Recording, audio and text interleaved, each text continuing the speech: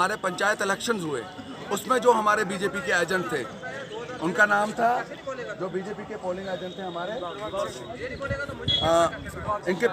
दिलबाग सिंह जी, उस टाइम भी उनके पिताश्री को मारा जाता है।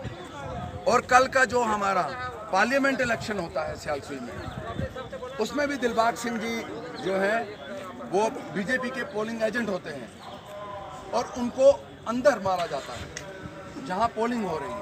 आप बताइए ये कहां का इंसाफ है? और मैं हैरान हूं कि बार बार एक ही उसी पोलिंग स्टेशन पर क्यों पंगा होता है। कहीं ना कहीं जो कालाकोट की पुलिस है, मैं खासकर कालाकोट के पुलिस के बारे में बात करूँगा, कहीं ना कहीं वो लोग इन्वॉल्व हैं। पता नहीं उनको ये लोग क्या करते हैं क्या नहीं करते हैं, और इसमें बिल्कुल जो कालाकोट पुलिस स्टेशन है वो बिल्कुल इन्वॉल्व है। उनका कोई रिएक्शन नहीं है, कोई एक्शन नहीं है। तभी हमने आज अपील की थी डीसी साहब से, एसएसपी साहब से, कि इस मैटर को देखिए कि क्यों बार बार पिछले 4 सालों से इन लोगों को मारा जा रहा है।